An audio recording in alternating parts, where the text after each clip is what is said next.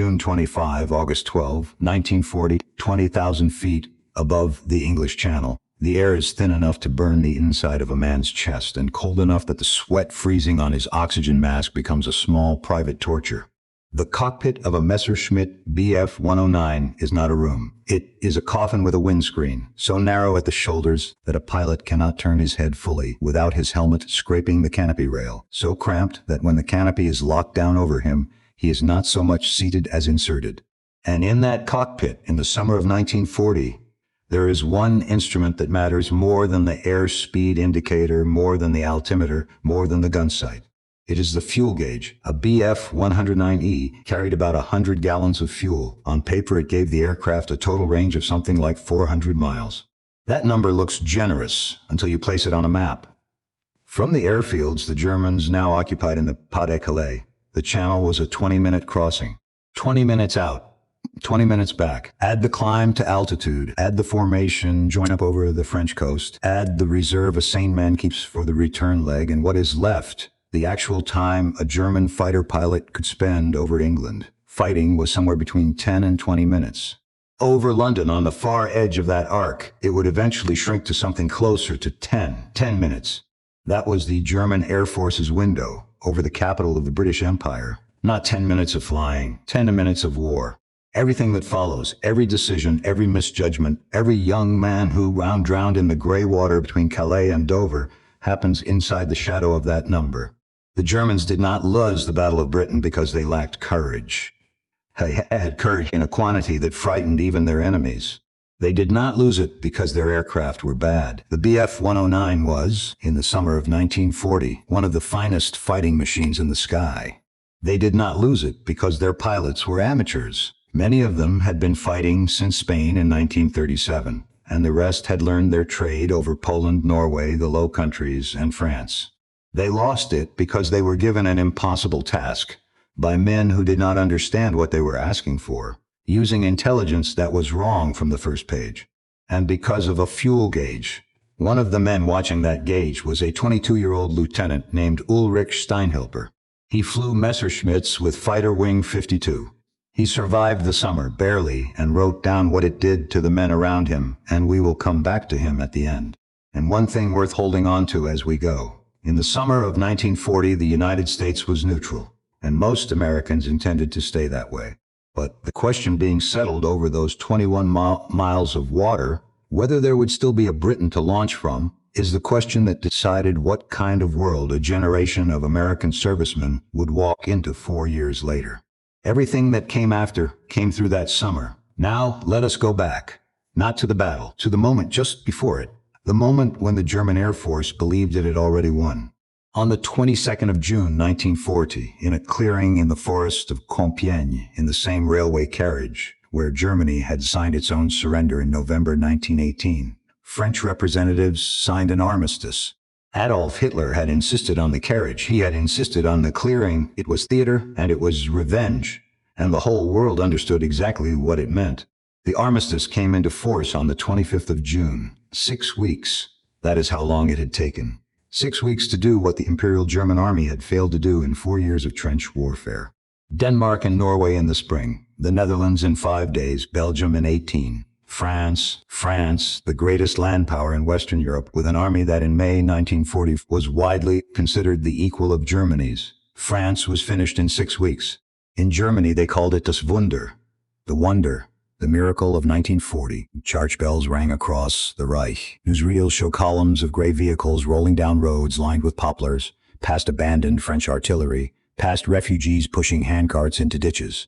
In Berlin, crowds threw flowers. For a generation of Germans who had grown up on the bitterness of Versailles, on the shame their fathers had carried home in 1918, this was not a victory. It was an absolution. And for the young men of the Luftwaffe, it felt like the sky itself had been handed to them.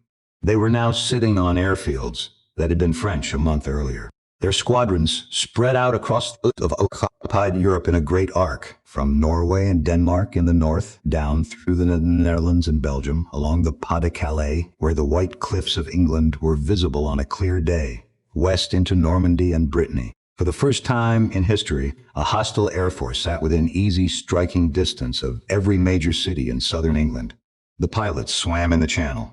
They drank looted wine. Some of them, standing on the cliffs near Cap Grisnez with binoculars, could see the coast of Kent shimmering across 21 miles of water and think, that is all that is left.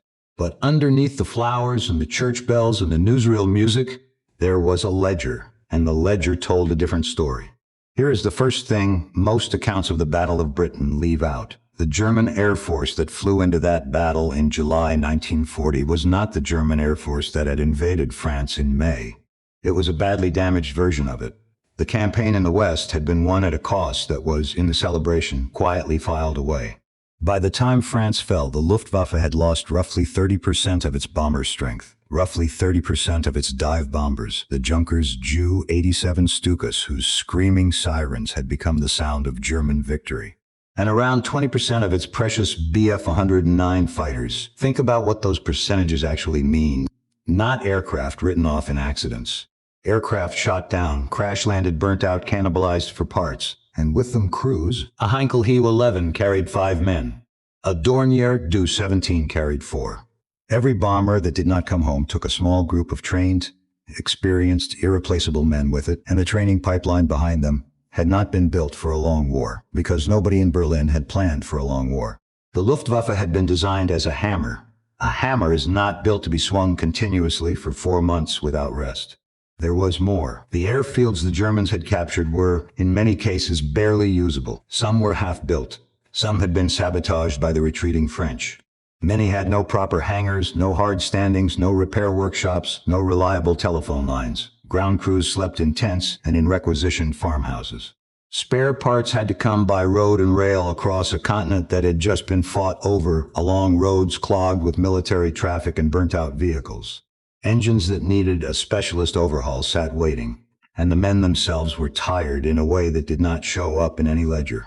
They had been flying continuously since the 10th of May, some of them since the 9th of April in Norway, a few of them in one form or another since 1937. There had been no rotation, no rest cycle, no systematic withdrawal of exhausted units to quiet sectors because the Luftwaffe had no such system.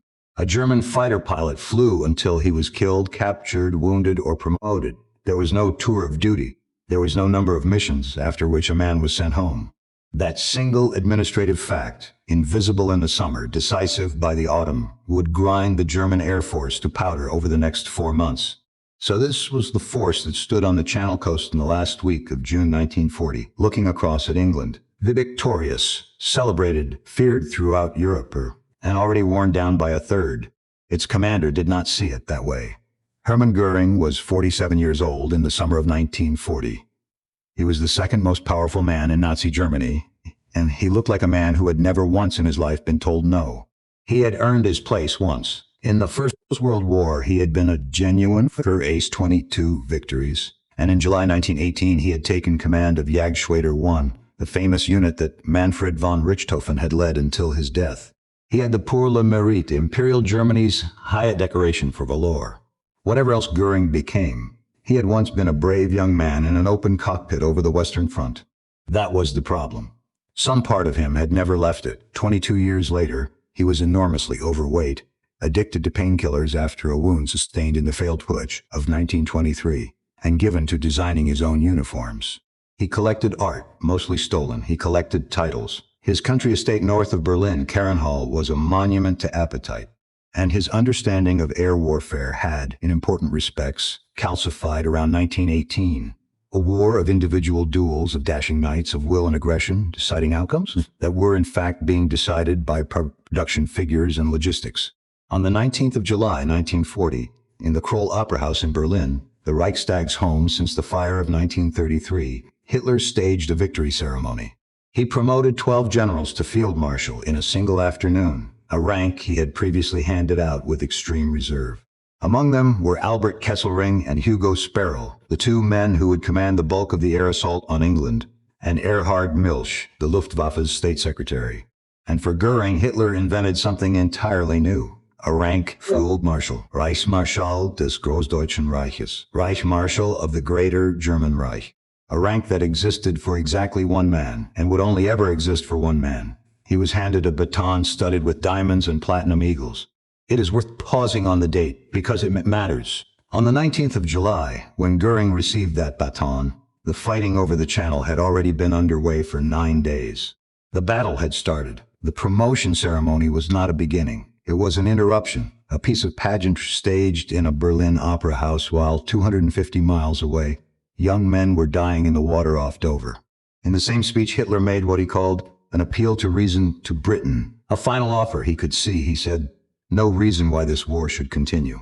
The British government rejected it. Lord Halifax, the Foreign Secretary, made the refusal public in a broadcast on the 22nd of July. That was the answer. Beneath Goering stood the men who would actually do the fighting, and they did not agree with one another about very much.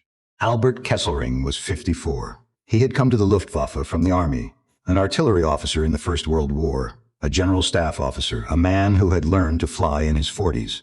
He commanded Luftwaffe II, which was based in the Netherlands, Belgium, and northeastern France, and which faced the shortest crossing to England and would therefore carry the heaviest burden of the campaign against London and the southeast.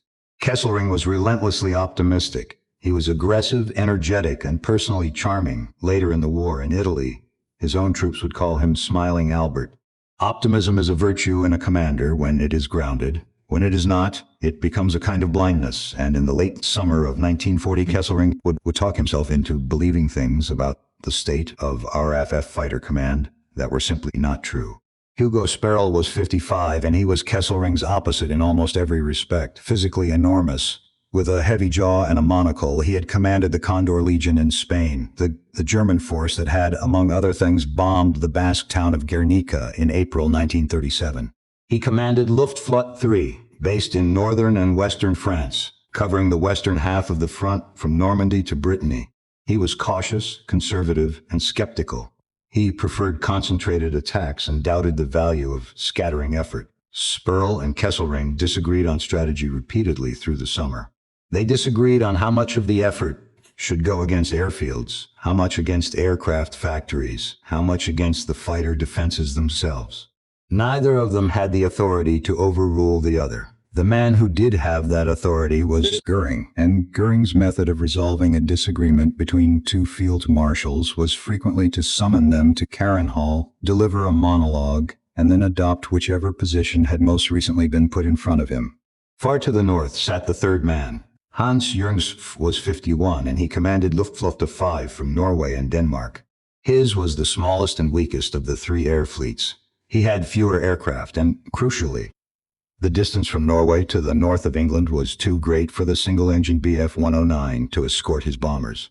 His fighters, if he used them at all, would have to be the twin-engine Messerschmitt Bf 110. Remember that? It will matter enormously on one particular day in August. And then there was the fourth man, the one nobody outside the German command structure has ever heard of, and the one whose work would shape the battle more than any of the others. Oberst Josef Schmid was 38 years old in the summer of 1940. Everyone called him Beppo. He was the head of the Luftwaffe's intelligence branch, Abteilung 5, the department responsible for telling the German Air Force what its enemy actually had. Schmid was not an airman. He had never been a pilot. He did not speak English. He had come to his post through the party and through personal connections, and the single most consistent thing colleagues said about him afterwards was that he understood better than anyone what Hermann Goering wanted to hear. That is a fatal quality in an intelligence officer. Now hold that thought, because before we open Schmid's report, we have to look at what he was supposed to be measuring. Across the water, the British had built something that had no equivalent anywhere in the world. It was not an aircraft. It was not a weapon. It was a system, and it was quite simply the most important military innovation of the entire battle. At the top of it sat Air Chief Marshal Sir Hugh Dowding, who was 58 years old, cold, awkward, humorless, and utterly immovable. His nickname within the RAF was Stuffy. He had few friends in the Air Ministry, and he had spent years making himself unpopular by refusing to give away things he thought Britain would need. In May 1940, when the French begged for more fighter squadrons and Churchill was inclined to send them, Dowding had gone to the cabinet and effectively refused. That refusal preserved the force that now stood between Germany and the British Isles. Underneath him, the system worked like this. Along the coast of Britain stood a chain of radar stations. chain home, with steel transmitter masts some 360 feet high and shorter wooden receiver towers beside them, and chain home low for aircraft flying beneath the main beams. These stations could detect formations forming up over France and give a rough count and a rough bearing. That information did not go to the fighter squadrons. This is the part the Germans never grasped. It went by dedicated telephone line to the filter room at Fighter Command Headquarters at Bentley Priory, north of London. There, the raw and often contradictory radar plots were cross-checked against reports from the Observer Corps. Thousands of civilian volunteers on hilltops and church towers with binoculars who tracked aircraft once they had crossed the coast and radar could no longer see them. The filtered picture was then passed simultaneously to Fighter Command's own operations room, to the group headquarters, and to the sector stations. At group level, Air Vice Marshal Keith Park, aged 48, a New Zealander, commanded 11 Group, the southeast of England, the sector that covered London and faced the shortest crossing from France, and which would absorb the overwhelming majority of the German effort. To his north, covering the Midlands and East Anglia, Air Vice Marshal Trafford Lee Mallory, also 48, commanded 12 Group. Park and Lee Mallory did not like each other. Their dispute over tactics, whether to intercept early with small formations, as Park insisted, or to assemble large wings of several squadrons before engaging, as Lee Mallory's subordinates pressed for, became one of the great feuds of the RAF, and it turned poisonous by the autumn. But here is what matters, and it is the thing the Germans could not see. Whatever these men felt about each other, the system held. Information moved.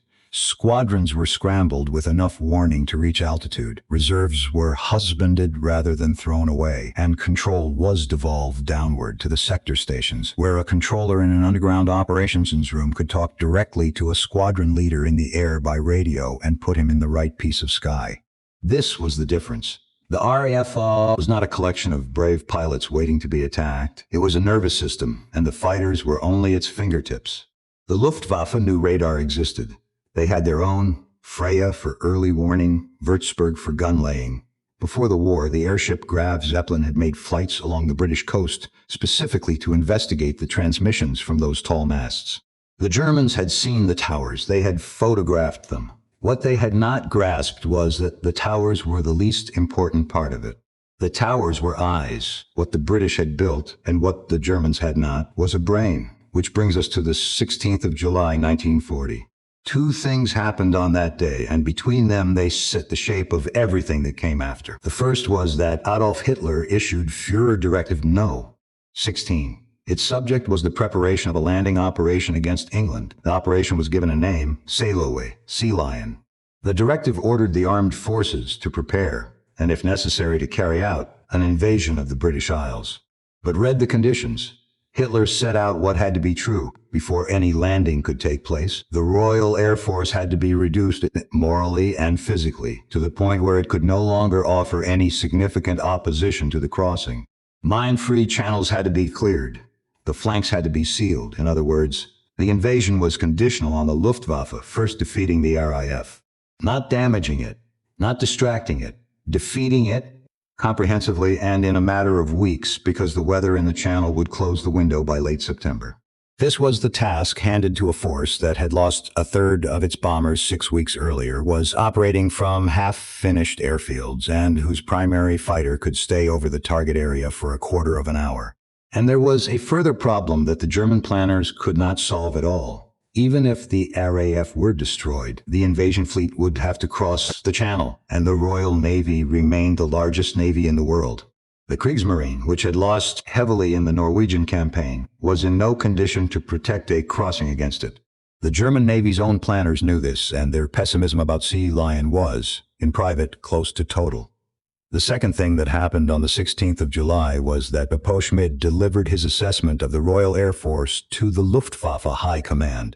This is the moment the battle was decided. Not over Dover, not over Biggin Hill, in a report, on paper, before a single bomb fell on an English airfield. Schmid's document did what such documents do. It counted things. It counted British squadrons, British fighter production, British airfields, and it got a great deal of it wrong, consistently, and always in the same direction.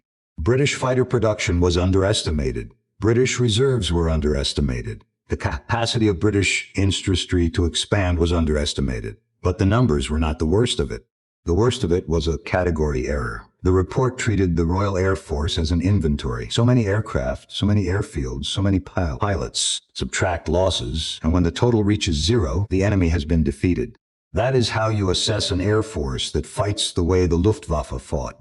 Reactively, with squadrons scrambling when they see something, committing whatever is nearest. It is not how you assess a system. Nowhere did the report grasp that Fighter Command's real strength lay in the wires and in the telephone lines from the radar stations to Bentley Priory, in the filter rooms, in the sector controllers, in the ability to see a raid forming over Calais and have the right number of fighters at the right altitude over the right town 20 minutes later. Nowhere did it identify that network as the thing to destroy, and so the German Air Force went to war against Britain, holding a map of the enemy that showed the pieces but not the board. Everything that later looks like German indecision, the shifting between shipping, airfields, radar stations, aircraft factories, and finally, city flows from this. You cannot select the right target if you do not know what the enemy's center of gravity is. The Luftwaffe spent 4 months hitting things, and hitting many of them very hard, without ever being certain what it was trying to break. There is one more thing the Germans did not properly account for, and it is one of the great myths of this story, so it is worth stating plainly. Britain did not stand alone. The phrase is a powerful one, and it did enormous work in 1940, and it is emotionally true in the sense that no other European democracy of any size was still fighting. But militarily it is not accurate, and the Germans' failure to reckon with what stood behind Britain was part of the same intelligence failure. Behind Britain stood an empire, Canada, Australia, New Zealand, South Africa, India, supplying men, materials, and aircrew. Behind Britain stood the United States, formerly neutral but already tilting. American factories, American raw materials, and a president who, in the autumn of 1940, would win a third term partly on the argument that Britain must be sustained. And in Britain itself, in that summer, were the survivors of the countries Germany had already overrun. Polish airmen who had fought in September 1939 and escaped through Romania and France.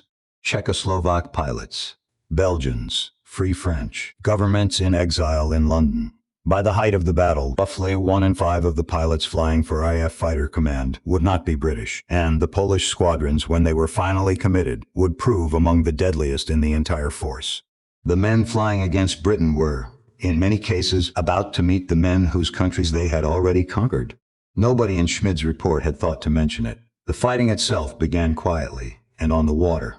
The 10th of July, 1940 is the date the British take as the opening of the Battle of Britain. The Germans have no such date. For them, the campaign against England blurred out of the campaign against France without a clean break. But on that day, a convoy was moving through the Straits of Dover, and the Luftwaffe came for it in force. This first phase had a name, the Kanalkampf, the Channel Battle. It was placed under the command of Oberst Johannes Fink, a bomber officer in his late 40s, who was given the title Kanalkampfführer, leader of the Channel Battle, and a headquarters near Cap Blanc-Nez on the French coast, from which he could look across at England with a naval telescope. Historians often skip this phase. It is treated as a prologue, a warm-up before the real fighting starts in August. That is a mistake, and it misses what the Germans were actually doing. The Channel Battle had 3 purposes at once. The first was economic and military: to sink British merchant shipping, to close the Straits of Dover to daylight traffic, and to force Britain to route its coastal trade the long way round. In this, it partly succeeded. Over the course of the phase, the Luftwaffe flew something on the order of 1,300 sorties against Channel targets, sank a considerable tonnage of shipping, and caused the Admiralty enough concern that daylight convoys through the strait were at times suspended. The second purpose was political. Hitler had made his appeal to reason on the 19th of July and had it rejected on the 22nd. The Channel Battle was pressure, a demonstration, visible from the English coast, that Germany could reach out and touch British commerce whenever it chose. The third purpose was the most important and the least discussed. It was reconnaissance by combat. The Germans genuinely did not know what they were facing. They did not know how quickly British fighters would respond to a raid. They did not know how many would come. They did not know what the response times implied about the enemy's control system. Attacking convoys in the Channel was a way of putting a hand into the dark to find out what was in there. What came back out of the dark was not encouraging. British fighters appeared over the convoys with a speed and a precision that repeatedly surprised German crews. Not scattered, not late, but in the right place at a useful altitude, having clearly been told where to go. Some German pilots noticed this and drew the obvious conclusion and reported it.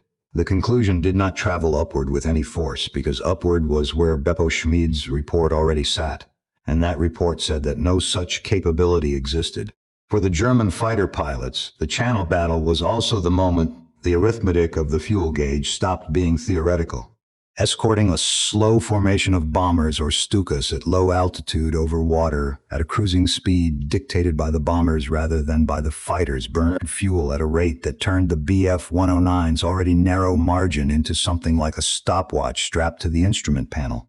Pilots came home on fumes. Some did not come home at all, engines cutting out over the water a dozen miles from the French coast, with nothing beneath them but the Channel.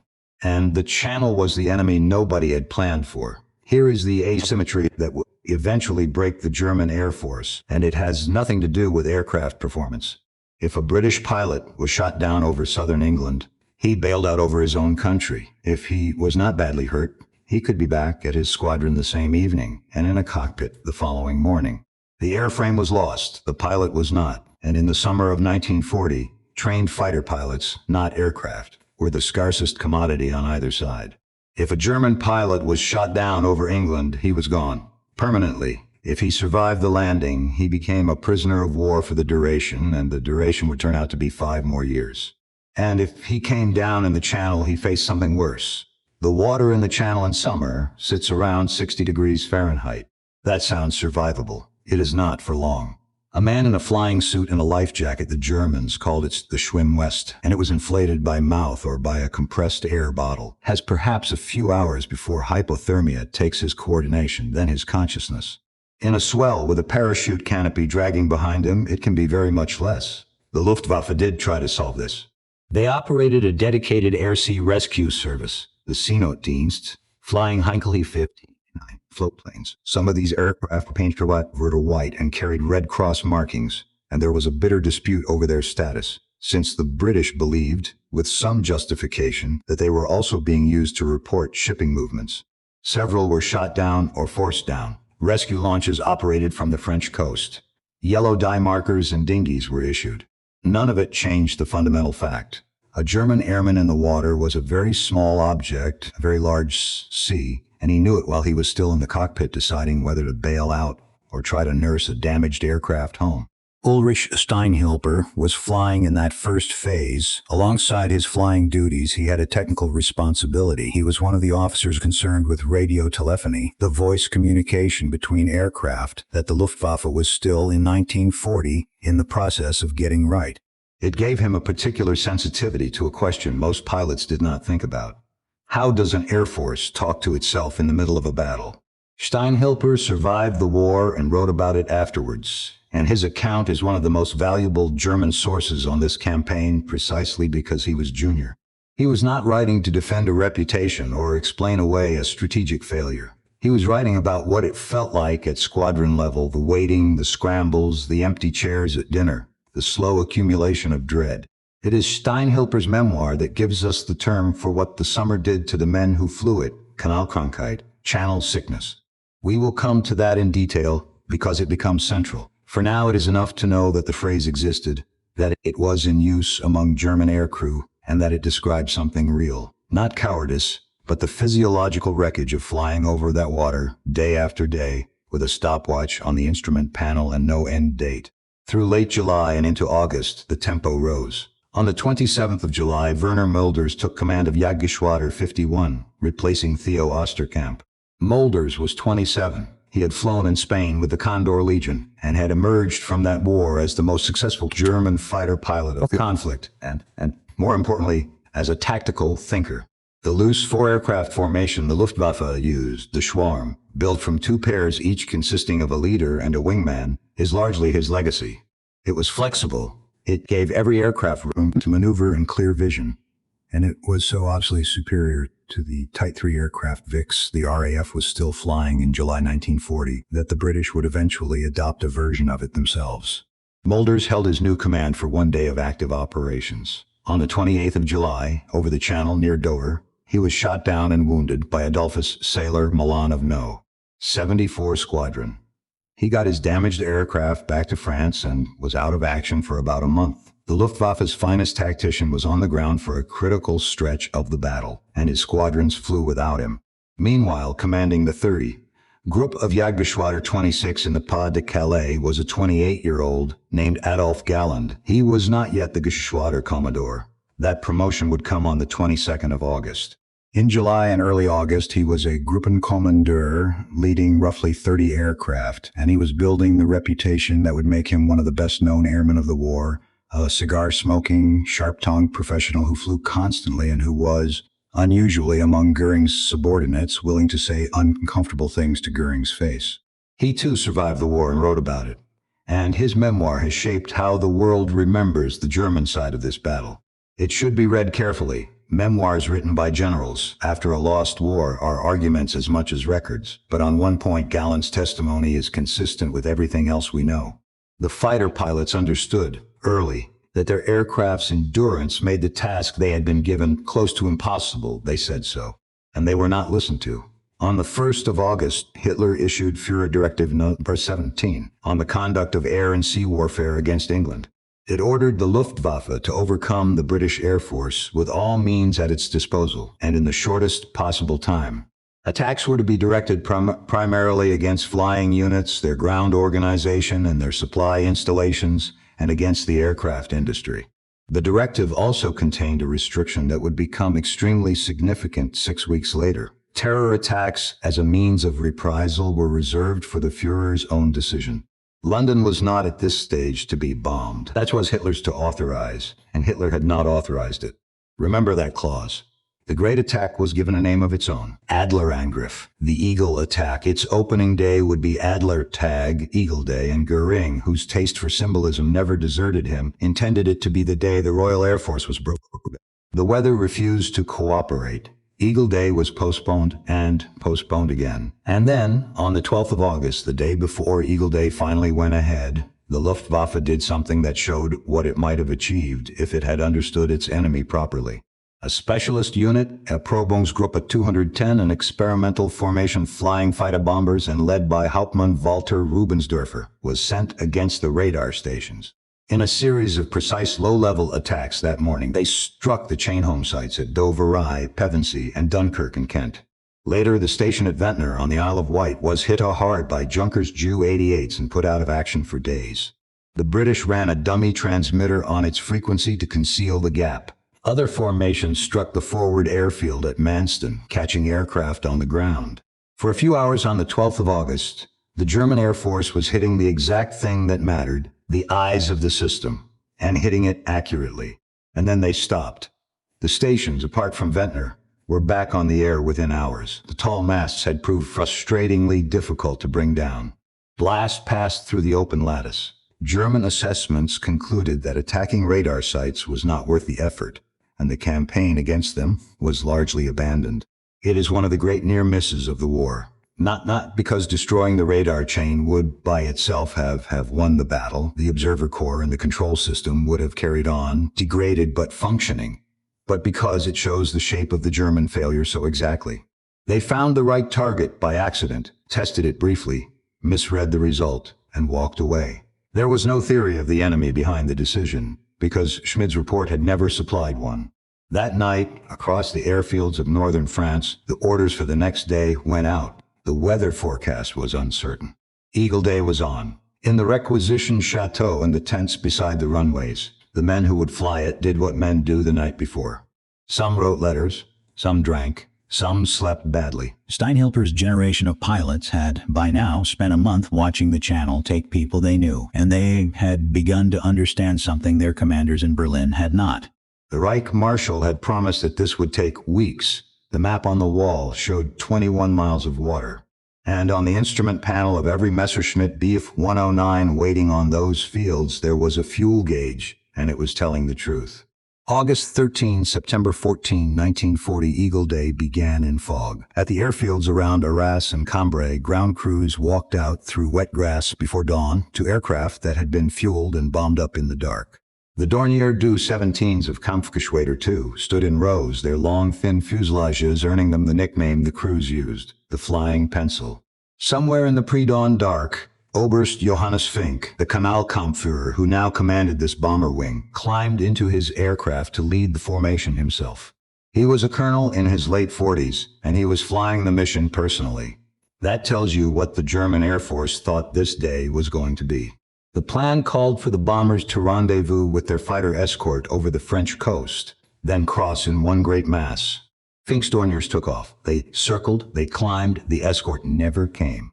Because in the hours before the launch, someone at high command had looked at the weather and decided to postpone. The recall order went out. It reached the fighters.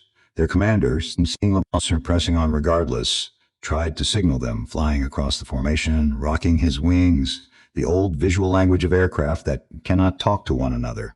Fink's crews saw the fighters weaving around them and read it as escorting behavior. They kept going. They could not simply ask.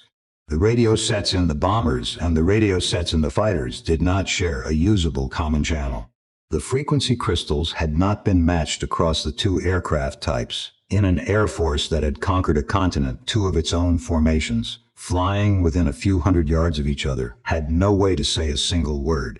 The fighters turned back. The bombers went on alone. They crossed the coast of Kent in daylight, unescorted, into a defensive system that had already seen them forming up over France 20 minutes earlier and had already put fighters at altitude waiting.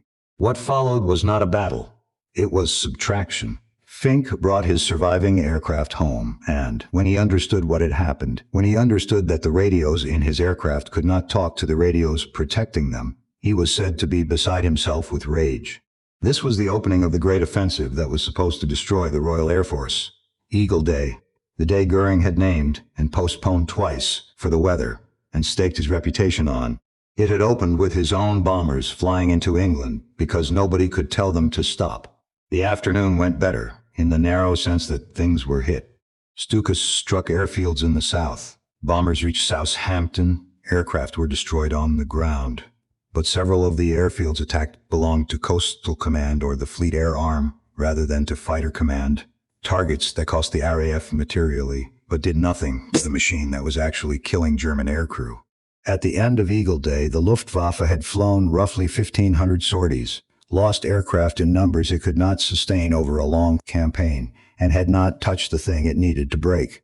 And the men who flew it went to bed knowing that the day the whole summer had been building toward had come and gone. 2 days later, they lost a quarter of an air fleet in an afternoon. The 15th of August, 1940, was the single largest day of German effort in the entire battle. All three air fleets flew, nearly 2,000 sorties. It was meant to be the hammer blow that Eagle Day had failed to be. An attack across such a breadth of front that British fighters could not be everywhere at once. The logic was sound. The intelligence underneath it was not. Far to the north, in Norway and Denmark, General Oberst Hans-Jürgen Stumpf's Luftwaffe 5 had spent the summer as a sideshow. Now it was given the most important role it would ever play.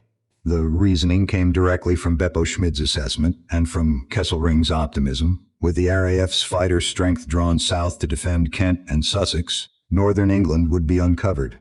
The industrial cities of the northeast, Newcastle, Sunderland, the shipyards on the Tyne, would be open. There was one problem, and everyone in Stump's headquarters knew it. The distance from Norway to the northeast of England was too great for the Messerschmitt Bf 109. The single-engined fighters could not make the trip.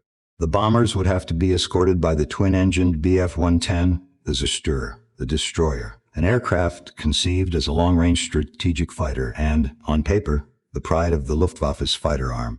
To reach England at all, the long-range Bf 110s of Geschwader 76 carried a large external fuel tank slung under the belly.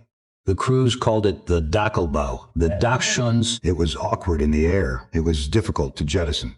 And it was full of petrol directly beneath the men flying it. They came in across the North Sea in the early afternoon, roughly 100 bombers and a smaller force of Bf 110s, with a diversionary force of seaplanes sent ahead to pull the defenders out of position. Navigation over water with no landmarks went wrong. The formations drifted south of their intended track and, worse, converged with the diversion instead of separating from it. And then the fighters came up, not a token force. Squadrons from 13 Group and 12 Group, Hurricanes and Spitfires from Acklington, from Catterick, from Drem in Scotland. The very squadrons the German intelligence had assumed were either destroyed or committed in the south. They were neither. They were rested, at full strength, and they had been waiting for weeks. What happened over the North Sea and the Northumberland coast was a slaughter in one direction. The Bf-110s, heavy and slow to turn, could not protect the bombers and could barely protect themselves. Some of them formed defensive circles, each aircraft guarding the tail of the one ahead, a maneuver that keeps you alive for a while and accomplishes absolutely nothing else. The bombers scattered. Bombs went into fields and into the sea. A second wave, launched from Denmark against the Yorkshire coast, fared no better. Bombers reached the airfield at Driffield and did real damage there, but paid for it. By evening, Luftwaffe 5 had lost something in the region of a fifth of the force it had committed. Crews that could not be replaced in an air fleet that had few to spare. Stumpf's air fleet was, for practical purposes, finished as an offensive force. It would be stripped of units and would never again mount a major daylight attack on Britain. One of Germany's three air fleets had been knocked out of the daylight war in a single afternoon, and it was the one that had been sent to prove the RAF had no reserves left. Across the Luftwaffe, the 15th of August acquired a name that stuck: Schwarzer Donnerstag, Black Thursday. And here is what made it more than a defeat. It was proof, concrete, undeniable proof that Schmid's picture of the enemy was false. Those northern squadrons were not supposed to exist in that strength. They had been written off in a report in Berlin. They had come up and killed a fifth of an air fleet in an afternoon. The lessons sat there in the lost returns, plain enough for anyone to read. Nobody in Berlin read it. The 15th of August had one more scene, and it happened 400 miles to the south. Erprobungsgruppe 2 or 10, the specialist fighter bomber unit that had struck the radar station so accurately 3 days earlier, was sent against the sector airfield at Kenley. It was exactly the right target, one of the nerve centers of 11 Group, with an operations room that controlled fighter squadrons across a whole slice of southern England.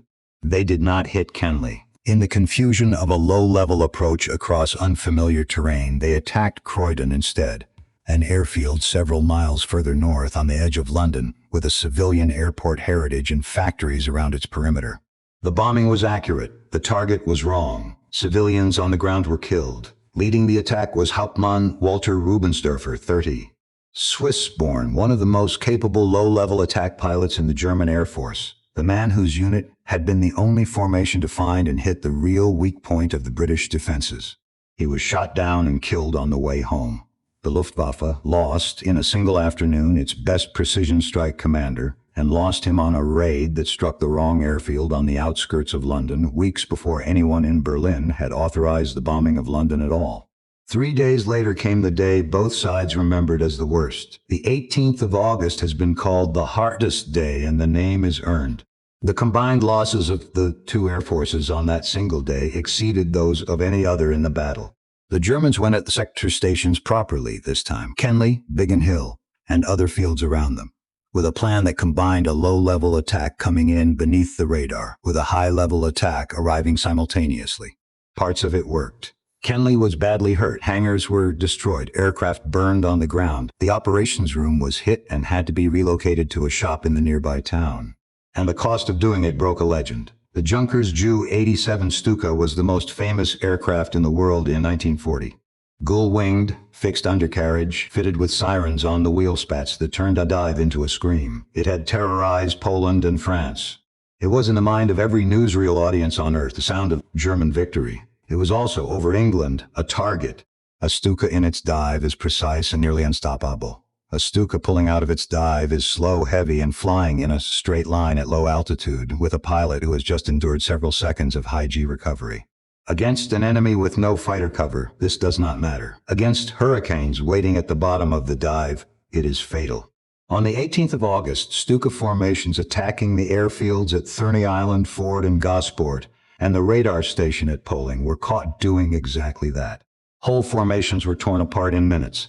Within days, the Junkers Ju-87 was withdrawn from major daylight operations over England. Read that again, because it is one of the most significant sentences of the entire campaign.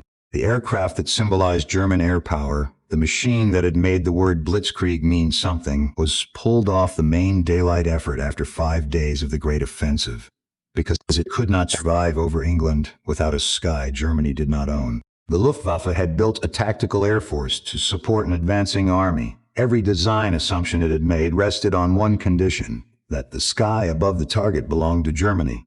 Over England, the sky did not belong to Germany, and one by one the aircraft built on that assumption began to fail. The Stuka was the first. The Bf-110 was the second. The Zerstörer had been Goering's personal enthusiasm, a heavy fighter, long-ranged, heavily armed, crewed by hand-picked men who considered themselves an elite.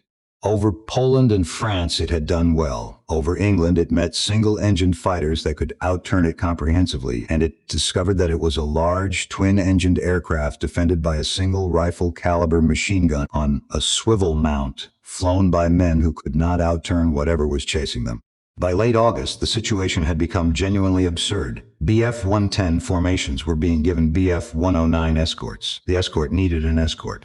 Fighters were being equipped to protect other fighters in an air force whose fighter strength was already the binding constraint on everything it did. And the men flying the Bf-110s knew what had happened to them. They had gone into the summer as the elite. They came out of August as a problem to be managed. But the failure that mattered most was not an aircraft. It was an order. In the second half of August, Hermann Goering summoned his fighter commanders and told them what he expected of them. He had been watching the bomber loss returns. The bombers were being shot out of the sky, and the bomber crews, larger, harder to train, harder to replace, were dying in numbers the Luftwaffe could not absorb. In Goering's reading, this meant one thing: the fighter pilots were not protecting them. They were off hunting glory, chasing personal scores, doing what he himself had done over the Western Front in 1917. So he ordered them to stop. From now on, the fighters would fly close escort, tied to the bombers, weaving above and beside them at bomber speed, at bomber altitude, on bomber headings. Every experienced fighter pilot in the Luftwaffe understood immediately what this meant, and it is not complicated. A fighter's advantages are speed, altitude, and initiative. Height is energy. Speed is life. A Bf-109 with height and speed can choose when to attack and can break off when the odds turn. A Bf-109 chained to a bomber formation cruising at less than 200 miles an hour has surrendered all three. It cannot climb because it must stay with the bombers. It cannot accelerate away because it must stay with the bombers. It cannot choose its moment because the enemy chooses the moment. And it burns fuel. Weaving to hold station with a slower aircraft eats the margin that was already the tightest thing in the whole German inventory. Before the close escort order, the Bf-109 was one of the best fighters in the world. After it, over southern England, it was an escort aircraft with 15 minutes of endurance flying a predictable course at a predictable altitude. The Germans had spent a year learning air combat the hard way in Spain and Poland and France. In one meeting, Goering gave most of it back. Goering called them together again in the first days of September, and it is at that second meeting that the most famous exchange in the German side of this story is supposed to have taken place. Goering, going round the assembled fighter commanders, asking what they needed, and Adolf Galland, 28 years old, newly appointed to command Jagdschwader 26 on the 22nd of August, answering that he would like a squadron of Spitfires. The line is quoted everywhere. It deserves an honest note. The story comes from Galland's own memoir, published in 1953, and there is no independent contemporary record of it. He explained afterwards that he had not meant the Spitfire was the better aircraft. He did not believe it was, but that the Spitfire, with its shorter range and defensive role, was the aircraft suited to the impossible task Goering was demanding. Whether the words were spoken exactly that way in that room, we cannot verify. What we can verify is the substance behind them, that the men flying the missions told their commander the escort policy was wrong, that they told him repeatedly, and that they were overruled. That, unfortunately, we know for certain. While the generals argued, something was happening to the men in the cockpits that no order could fix. They called it Kanalkrankheit, channel sickness. It was not an official diagnosis, it was aircrew slang, and it described a cluster of symptoms that anyone who has ever worn a uniform will recognize, whatever war they wore it in. Weight loss, stomach trouble that would not clear, sleeplessness, a steady increase in drinking and smoking, irritability, and then something past irritability, a flat gray withdrawal. Men who had been cheerful in June sitting apart in September, not talking. The young lieutenant of Jagdgeschwader 52, Ulrich Steinhilper, described it in his memoir, and his account is worth trusting precisely because he was nobody important. He was 22. He was not defending a reputation. He was writing down what he watched happen to his friends.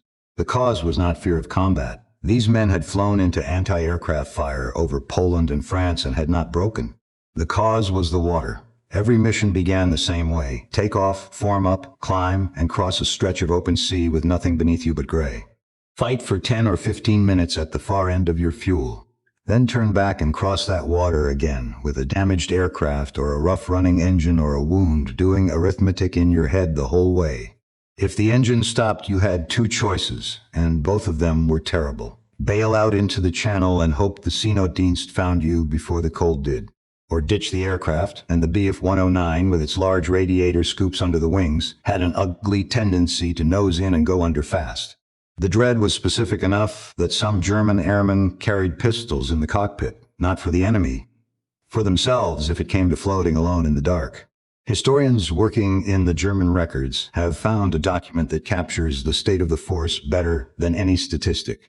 A junior medical officer attached to a Luftwaffe bomber wing wrote, around the time of Eagle Day itself, that his men needed to be relieved by the autumn or their nerves would be finished. Eagle Day was the 13th of August. That warning was written at the start of the offensive, not the end of it. And nobody was relieved, because the Luftwaffe had no mechanism for it. The Royal Air Force did. Fighter Command rotated squadrons, pulling battered units out of 11 Group and sending them north to quieter sectors to rebuild, bringing fresh squadrons down to take their place. It was imperfect and it caused problems of its own, but it existed. The Luftwaffe had no equivalent. Units stayed on the Channel coast. A German fighter pilot flew until he was killed, captured, badly wounded, or transferred. There was no tour length. There was no number of missions that ended it. Some men flew 3 and 4 sorties in a single day, and then got up the next morning and did it again, and the only thing that changed was the number of empty chairs. Now set the two war economies side by side, because this is where the battle was really decided, and it is not a story about heroism at all. Through 1940, British fighter production ran ahead of German, by a margin of over 1,000 aircraft across the year.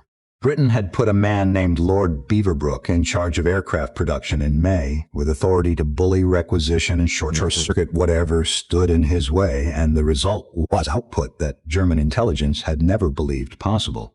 Britain also had a civilian repair organization that dragged damaged aircraft off fields, rebuilt them, and pushed them back to squadrons in numbers that effectively constituted a second production line. Germany, meanwhile, had not put its economy on a full war footing. The expectation had been short campaigns and quick victories. Bomber production in particular was slow, because a bomber is not one aircraft. It is thousands of additional man-hours and a crew of 4 or 5 who each need months of training. But aircraft were never the true currency of this battle. Pilots were. Britain was desperately short of trained fighter pilots that summer. The shortfall ran at roughly 10% of establishment. It was serious enough that Dowding was stripping men from Bomber and Coastal Command, cutting operational training short, and accepting Polish and Czechoslovak pilots into frontline squadrons after minimal conversion, men who spoke limited English and who turned out to be among the most effective flyers in the entire force. For the Luftwaffe, the shortfall was around a third. 2 air forces bleeding. One of them had a transfusion line. The other did not. There is a moment in late August when the story turns, and it turns on an accident. By the last week of the month, the German effort had finally found its focus. The attacks were going against the sector stations: Biggin Hill, Kenley, Hornchurch, North Weald, Debden, the airfields with the operations rooms that controlled the fighter squadrons of 11 Group. Biggin Hill was hit repeatedly and severely. Ground staff, including women of the Women's Auxiliary Air Force, were killed at their posts. Operations rooms were bombed out and improvised elsewhere. Whether Fighter Command was genuinely close to breaking in that period is one of the great arguments among historians, and honesty requires saying so plainly.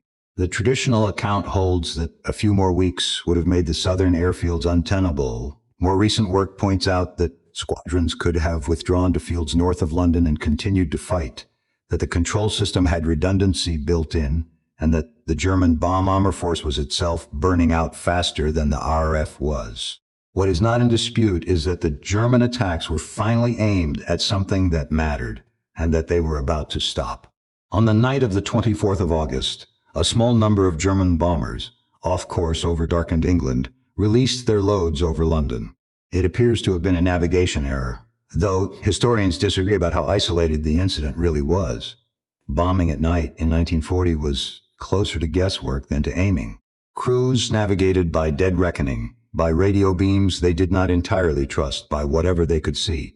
Hitler's own directive of the 1st of August had explicitly reserved to himself the decision to attack London. No such order had been given. The crews responsible had not been sent there, but bombs fell on the capital of the British Empire, and civilians died. Winston Churchill ordered retaliation immediately. On the night of the 25th of August, RAF bombers went to Berlin. Militarily, the raid achieved very little. Cloud, distance, and primitive navigation meant the damage was slight. Politically, it was an earthquake, because Goering had told the German people publicly and repeatedly that no enemy aircraft would ever bomb the Reich. Berliners came out in the morning and looked at the holes in their own streets. Further raids followed on subsequent nights. Hitler's fury was personal, and it was public. On the 4th of September, speaking at the Sportpalast in Berlin, he promised the British that if they dropped 2,000 kilograms of bombs, a little over 2 tons, Germany would drop hundreds of thousands, and that their cities would be erased. The crowd, much of it an audience of nurses and social workers, roared. On the 7th of September, the Luftwaffe turned away from the airfields and went for London. This is the moment, not the 15th of September, which came later and is more famous. This one, the German Air Force had spent 4 weeks slowly, expensively, finally working out what its enemy's weak point was. And then it walked away from it, not because of a reassessment of the target set, but because bombs had fallen on Berlin and a dictator had made a promise in front of a crowd. It is essential to be accurate about who decided this, because the story is often told as Goering's blunder alone. Goering embraced it and executed it enthusiastically. He came to the Pas-de-Calais to watch the first great raid go in, and had himself photographed on the cliffs. But the strategic decision to attack London belonged to Hitler. It was announced by Hitler on the 4th of September. Goering was the instrument. The reasoning offered was not purely vengeance. There was a military argument, and Kesselring made it forcefully. Attack London, and the RAF must defend it. Every remaining British fighter would have to come up, all at once, into a place and time of German choosing. One decisive battle. The problem the Luftwaffe had faced all summer. An enemy that would not present itself for destruction. Solved. The argument rested on a belief. The belief was that fighter command was nearly finished. By early September, Kesselring was convinced of it. The claims coming in from returning crews had been aggregated and passed upward, and Schmid's department had turned them into a picture in which British fighter strength had fallen to a remnant. In the fog of air combat, both sides overclaimed enormously. 3 or 4 times reality was routine, because when 6 pilots fire at one aircraft and it goes down, 6 pilots honestly report a kill. The Germans believed the RAF had perhaps 100 or 200 serviceable fighters left. Fighter command had somewhere in the region of 600 to 700. Sperl, from his headquarters in Paris, did not believe the optimistic figures. He argued that the RAF's staff still had substantial reserves and that the pressure on the airfield should be maintained. He was the more cautious man, and on this he was right. He was overruled. And then there was the geography, which no belief could argue with. The airfields the Bf-109s had been escorting attacks against sat in Kent and Surrey, close to the coast. London was further and further, for above Bf-109 was not measured in miles. It was measured in minutes. Over Kent, 20. Over London, 10 minutes. Over the largest city in the world, defended by every fighter the British could scrape together. And Goering expected more than protection. He expected his fighter pilots, in those 10-minute chain-to-close escort, to also seek out and destroy the last reserves of the Royal Air Force. Protect the bombers. Do not leave the bombers. Also, hunt down and annihilate an enemy who chooses when to appear. Ask any pilot in Jagdgeschwader 26 or Jagdgeschwader 51, how a man was supposed to do both of those things at once, and the answer was silence because there was no answer. The first great raid on London went in on the afternoon of the 7th of September. Nearly 1,000 aircraft, some 350 bombers and their escorts, came up the Thames estuary. The British controllers, watching the plot build, expected the airfields again and positioned accordingly. The formation went past them. It struck the docks. Woolwich, Silvertown, the Surrey commercial docks, where timber yards burned with an intensity that could be felt streets away, warehouses of sugar, of rum, of paint. West Ham, Poplar, Stepney, the crowded terraced streets of London's East End, packed tight around the wharves because that was where the work was. The fires that night were visible from the French coast. For RAF Fighter Command, the 7th of September was a reprieve. The bombs had come off the airfields. Ground crews at Biggin Hill and Kenley filled craters and repaired cables, and for the first time in weeks were not doing it while more bombs fell. For the people of London, it was the beginning of 57 consecutive nights of bombing. The Blitz would run from September 1940 into May 1940, and across the months it would kill in the region of 43,000 British civilians. Those are the figures for the whole campaign, not for the battle we are describing, but they are the consequence of the decision taken in the first week of September, and they belong in this account. And this is the point in the story where it is worth stopping and saying something plainly. We have spent a long time now inside German cockpits. We have talked about their exhaustion, their fear of the water, the impossible orders they were given, the young men who did not come home. All of that is true, and it is worth understanding, because history told only from the winning side is not history. But the men we have been following were now flying over residential streets at night in an operation intended to break the will of a civilian population.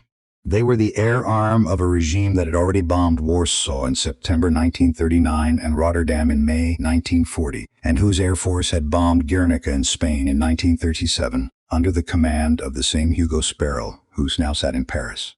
Understanding what the summer of 1940 did to a 22-year-old lieutenant in a Bf 109 does not soften what he was part of.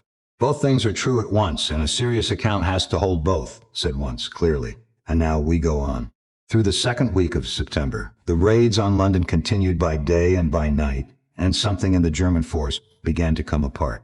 The daylight formations were meeting resistance that did not match what they had been told to expect. The escort policy was killing fighter pilots.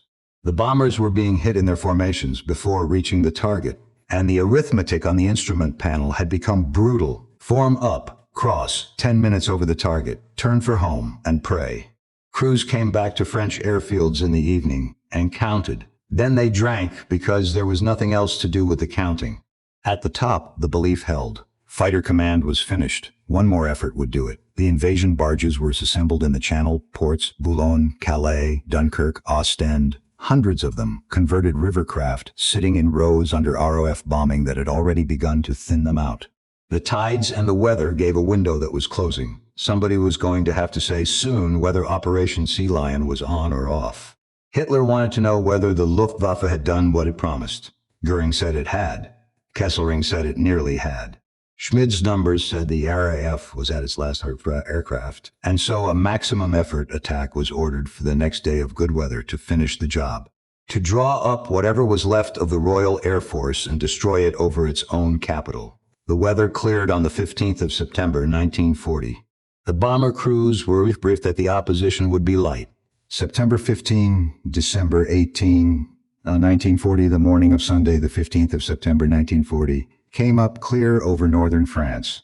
After weeks of low cloud and haze and canceled operations, the sky was the kind of blue that pilots wait for. From the cliffs near Cap Blanc-Metz, you could see the English coast without a telescope. On the airfields between Calais and Abbeville, the bombers stood fueled and loaded, and the ground crews had been working since before first light. The briefings were short, because everyone had heard the same thing for 2 weeks. The Royal Air Force was finished. Whatever came up would be scraped together, thin and desperate. Expect light opposition. The crews had heard it before Eagle Day. They had heard it before the 7th of September. Some of them had stopped believing it somewhere around the middle of August. Quietly, without saying so out loud, because there was no point in saying so out loud. They climbed into their aircraft anyway. The first wave crossed the Kent coast around midday. Dornier, due 17s of Kampfgeschwader 76 with a heavy fighter escort stacked above and behind them, heading up the Thames estuary toward London. They were seen forming up over France before they had even crossed the water. At Bentley Priory and at the group operations rooms, the plot had been building for the better part of an hour. Radar had counted the formations assembling. The Observer Corps picked them up as they made landfall. And Air Vice Marshal Keith Park, commanding 11 Group, did something he had spent the entire summer being careful not to do. He committed everything. Squadron after squadron went up from the fields around London. Not a token force, not the last 100 aircraft of a broken command. Wave after wave from 11 Group, and then climbing in from the north, from Duxford. The massed formation that Trafford Leigh-Mallory's 12 Group had been arguing all summer that it should be allowed to fly. 5 squadrons together, 60 aircraft in one block. The Germans had been told the RAF had perhaps 100 serviceable fighters left in the whole of southern England. Around 300 fighters met the afternoon wave alone. Across the whole day, Fighter Command flew more than 600 sorties. Picture what that looked like from inside a Dornier at 15,000 feet. You are a navigator in the nose, lying prone behind a glazed panel, with the Thames unrolling beneath you like a gray ribbon and London ahead through the haze. You have been told the opposition will be light, and then sky in front of you fills, not with a squadron. Not with 2, with fighters arriving from ahead, from above, from the flanks, in numbers you have never seen in 4 months of this war, and you understand in a single second with absolute clarity that the reports you were briefed on this morning were wrong, that they had been wrong all summer, that the figures in Berlin that said the enemy was dying were a fiction, and that men you knew had been killed on the strength of that fiction. There is a particular kind of horror in that moment, and it is not the horror of being shot at. Any of these men had been shot at 100 times. It is the horror of realizing that the people directing you do not know what they are doing. The fighting that followed ran in 2 great waves, the second and larger coming in the mid-afternoon. Formations were broken up before they reached their targets. Bombing was scattered across South London and out into the countryside. Some bombs fell in open fields. A Dornier came down near Victoria Station in central London. Its wreckage spread across the forecourt, and Londoners came out into the street to look at it. The German fighters, tied to close escort, could do very little. They were where the bombers were, at the bombers' speed and altitude, with the same 10 minutes of fuel over the target that they had had all month. Pilots watched their gauges and turned for France, while the fight was still going on behind them, because the alternative was the water. That, more than anything else, is the image to hold from the 15th of September. Not a dogfight. A German fighter pilot breaking away from a battle has not finished, because a needle on a dial has told him to. By evening, it was over. Britain announced that 185 German aircraft had been destroyed. The figure went round the world. It was, like almost every claim made by either side in this battle, a very substantial overstatement, the product of multiple pilots honestly reporting the same aircraft in a sky too crowded and too fast for accurate counting. The real German loss that day was in the region of 56 to 60 aircraft. But here is what mattered, and it was not the number.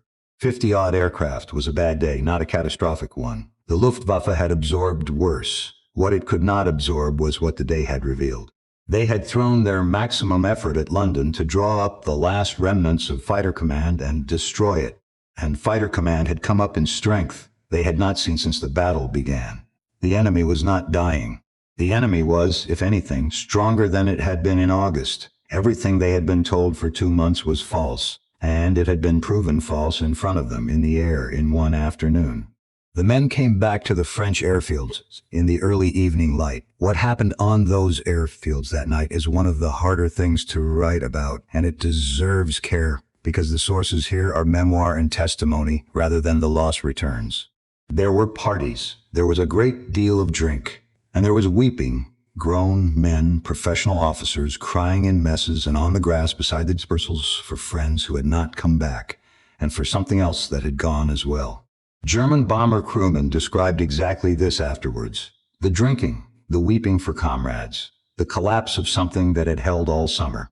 These accounts come to us through the research of Luftwaffe historians rather than through widely published memoirs. and they should be treated as what they are. First-hand recollection, gathered long after the fact. And what the drinking pointed to was consistent with everything else we know about that autumn. These were men who had been flying continuously since May, who had watched their friends go into the channel one by one, who had been told over and over that a few more weeks would finish it, and who had just been shown in a single afternoon over London that it was not going to finish. 2 days later, Berlin, the decision was taken. On the 17th of September 1940, Adolf Hitler postponed Operation Sea Lion indefinitely. The reasonings was straightforward, and it went back to Directive No. 16 in July. The invasion had always been conditional on the Luftwaffe first achieving air superiority over the Channel and southern England. The Luftwaffe had not achieved it. The Royal Navy remained intact and enormous. The invasion barges assembled in Boulogne, Calais, Dunkirk, and Ostend were being bombed nightly by the RAF and were being destroyed faster than they could be replaced. And the weather in the Channel was about to close the window for the year. On the 12th of October, the postponement was formalized. The invasion would be considered again in the spring of 1941. It never was. There was no announcement. There was no moment when a German commander stood up and said the campaign had failed. The invasion fleet was quietly dispersed. The units that had been earmarked for the landing went back to other duties. And the men on the Channel coast went on flying because nobody had told them to stop. That is how the greatest air campaign of the war to that point ended. Not with a defeat that anyone announced, with a postponement, and then a longer postponement, and then silence. Through October, the character of the fighting changed, and it changed in a way that told the crews everything they needed to know. The great daylight bomber formations tapered off. In their place came the Jabo missions, Jag bomber, fighter bombers, Bf-109s fitted with a single bomb beneath the fuselage, sent across the Channel at high altitude, fast, in small numbers. The tactical logic was sound enough on paper. At 25 or 30,000 feet, a Bf-109 was very hard to intercept in time. The British defenses needed warning and needed climb time, and a small fast raid gave them neither. The raids kept the sirens sounding over London. They kept the population underground. They kept fighter command flying. But ask what they actually achieved militarily, and the answer is very little. A single small bomb released from great altitude by a fighter pilot with no bomb sight worth the name and no training in bombing was not going to destroy a factory or an airfield. It was going to land somewhere in a city, and it was miserable work for the men who flew it. High-altitude flying in a Bf-109 in October meant cold that got into the bones, an oxygen mask for the entire sortie, canopies that iced up, and, for many of the fighter pilots who were now being ordered to do this, the sense that they had been turned into something they were not. They were fighter pilots. They had trained for years to fight other aircraft. Now they were being sent up as delivery men with a bomb they could not aim, over a country they could not defeat. Meanwhile, the real weight of the effort moved into the darkness. Night bombing solved the fighter problem completely, because in 1940, there was almost no effective night fighter defense. It also, in the German view at the time, solved the escort problem, the fuel problem, and the loss rate problem in one stroke. Bombers could reach targets across Britain, London, and then Coventry, Birmingham, Liverpool, Southampton, Bristol, Glasgow, and come home. What it could not do was win a battle for air superiority. You cannot destroy an enemy air force at night when you cannot see it. Every night raid was a raid that was not being flown against the thing that actually stood between Germany and the invasion of Britain. The Luftwaffe had, in effect, stopped fighting the Royal Air Force and started bombing the British people instead, and the second was not a substitute for the first. There is one more scene to close on the men before we close on the war. On the 27th of October 1940, Lieutenant Ulrich Stein-Hilper of Jagdgeschwader II, the 22-year-old signals officer who had given us the phrase Kanalkrankheit, who had been flying over that water since the summer, who had watched the sickness take hold in his own squadron, was shot down over England. He got out of the aircraft. He came down on English soil, and that was the end of his war. He spent the next years in prisoner of war camps, eventually in Canada. He made several escape attempts. He came home long after the shooting stopped, and decades later he wrote his memoir, and it is because he wrote it that we can put words to what the summer of 1940 did to men like him. It is worth sitting with the shape of that. Stein-Hilper survived. He was, by the arithmetic of that autumn, One of the fortunate ones, because the alternative for a German pilot in October was very often the Channel, and the Channel did not take prisoners. A month later, on the 28th of November, 1940, Major Helmut Wick was shot down off the Isle of Wight. Wick was 25 years old. He commanded Jagdgeschwader II, and he was, at that moment, the highest-scoring fighter pilot in the German Air Force. He had been publicized heavily at home. A young, photogenic, decorated ace of exactly the sort of propaganda ministry wants. He had told people around him that he intended to keep flying until it happened. He was seen to bail out into the sea. He was never found. Two young men, one in a prison camp in Canada, one somewhere under the Channel, both of them in their way the answer to the question the Reich Marshal had asked in July. How long will it take? Now the numbers, because they matter and because they are almost always reported badly. Across the period the British count as the Battle of Britain, the 10th of July to the 31st of October 1940. German losses were in the region of 1,700 to 1,900 aircraft. RAF Fighter Command lost somewhere around 1,000 to 1,100 fighters. Fighter Command's aircrew dead numbered 544. Those figures are given as ranges deliberately. And the reason is worth explaining, because it goes to the heart of this whole story. Wartime claims by both sides were wildly inflated, not through dishonesty, through the simple physics of air combat. When 5 aircraft fire on one bomber and it goes down, 5 men land and honestly report a kill. The British claim of 185 on the 15th of September was made in good faith and was roughly 3 times the truth. German claims about British losses were inflated by a similar order. The figures we can actually rely on come from the internal loss returns each Air Force compiled for its own use. The German Quartermaster General's returns, the RAF's own records, and even those involve judgment calls about what counts. Is an aircraft that crash lands and is written off a combat loss? Is a pilot who dies of wounds 3 weeks later a casualty of that day? Any account that gives you a single clean number for this battle is telling you something you cannot know. And German aircrew losses got deeper than the aircraft numbers suggest because of the crews. A Bf-109 shot down cost 1 pilot. A Heinkel He 111 shot down cost 5 men. Over England, that meant 5 men in a prison camp for the duration, or 5 men in the water. Britain lost aircraft and got many of its pilots back. Germany lost aircraft and lost the men in them, permanently. So why did the Luftwaffe fail? Not because the men were poor, they were not. Not because the aircraft were poor. The Bf-109 was outstanding, not because of any single decision, though there were several bad ones. It failed for 4 reasons, and they compound. The first was that its vision was splintered from the beginning. Shipping in July, radar on the 12th of August. Airfields through late August. Aircraft factories intermittently, London from the 7th of September. Fighter bombers and night raids in October. The target set changed again, and each change abandoned whatever progress the previous one had made. Most catastrophically, when the attacks on the sector airfields were called off just as they had begun to bite. That indecision was not stupidity. It was the symptom of something worse, which is the second reason. The Luftwaffe never understood what it was fighting. Pepusch-Machid's assessment of the 16th of July counted British aircraft in British airfields and treated the Royal Air Force as an inventory to be reduced to 0.